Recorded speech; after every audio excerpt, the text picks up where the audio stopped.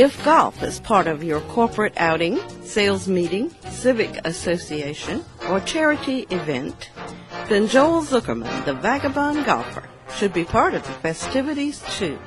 A book signing in conjunction with a speaking presentation makes for a uniquely entertaining and memorable event. Joel Zuckerman spoke tonight, and he was inspiring. He did a wonderful job. And I recommend him. It was really a treat to listen to him, and he had wonderful stories, and I really appreciated and the fact that he was here, and I feel very fortunate to have listened to him. It's never too late to be who you might have been. I want to cite 3 examples. 1 minor, 1 major, and 1 monumental. We'll start with the minor figure, myself. 10 years ago, I had a vending company. And my job was to drive around filling candy, soda, and snack machines. A job that a trained monkey could do, assuming he could drive a vehicle.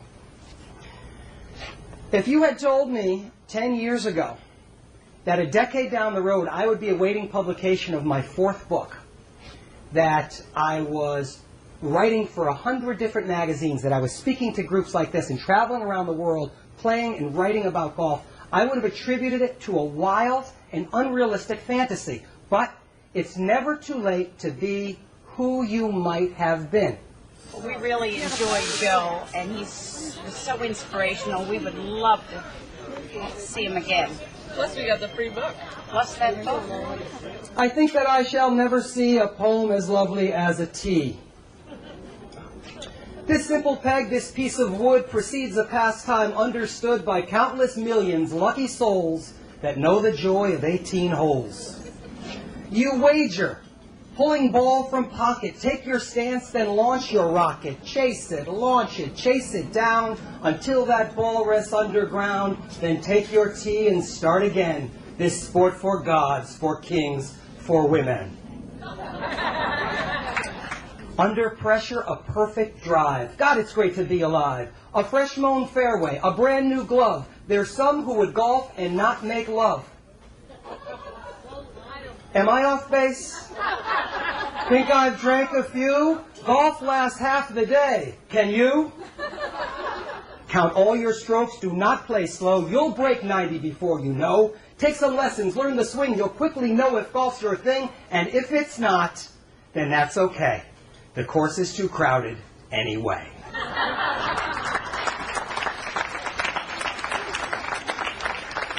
We were so thankful to have Joel here tonight. He was wonderful, inspirational, and I could listen to his stories all night. We look forward to getting Joel back out here to talk to the members, and his book signing is actually wonderful, and Misfits for Golf is a tremendous book. It comes down to 3 key words, very key words I think are very important for all of us. I finally, in my late 30s, discovered my passion, allowing me to unlock my potential and fulfill my ambition.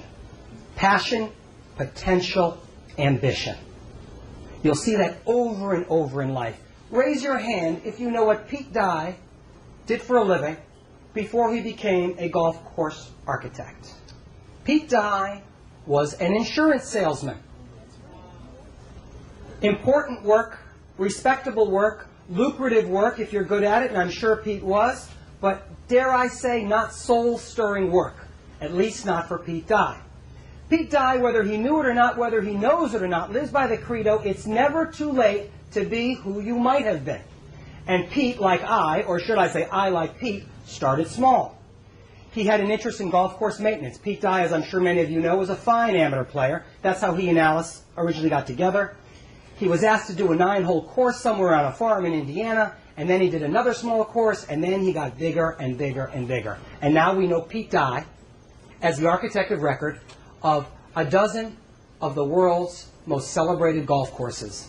Harbor Town and the Ocean Course and Teeth of the Dog and TPC Sawgrass and Whistling Straits and many, many others. Pete Dye discovered his passion, unlocked his potential, and fulfilled his ambition. I'm minor, Pete's major. But you know who's monumental? Abraham Lincoln. Our 16th president.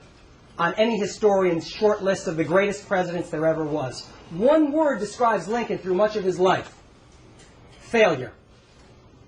Abe Lincoln, in no uncertain terms, was a failure. Failed as a farmer, failed as a businessman, had a nervous breakdown when his fiancée passed away from illness. He sought political office. He could not get elected to Congress, could not get elected to the Senate, could not be elected Speaker, could not be elected Vice President. But Abraham Lincoln, because he had a passion for the political process, discovered his potential and unlocked his ambition. I enjoyed the presentation by Joel. I thought it was informative, humorous and exciting, and it demonstrated a real passion and interest in a game that we all love. We all have a passion for the game of golf, but I say to you, maybe your ultimate passion lies elsewhere. Maybe it's in music or medicine. Maybe it's in helping children or the elderly or disabled, or in business or in engineering. Don't be afraid to go out and follow your dreams, and remember there will always be naysayers, cynics, skeptics, people who are complacent in their own life and want you to be complacent in your life. So we heard this crash. The caddy winced. I turned to my host and I said, "Ernie, I'm so sorry. I don't even know what to say." Ernie was very reassuring. He said, "Don't worry about it, kid. I took my golf cart from the house this morning. It's not my car." So we get to chatting, and he looks familiar. I say, "I'm sorry, you look like someone I know. What is your name?" He says, "I'm Joe Bargman." I said, "Joe Bargman, the executive editor of Maximum Golf magazine?" He says, "Yeah." I said, "I'm Joel Zuckerman. I write for you." He goes, "Not anymore, you don't." I had a wonderful time, and I enjoyed the stories about Pete Dye, and I especially enjoyed our guest speaker. And that concludes the Dr. Phil portion of my address.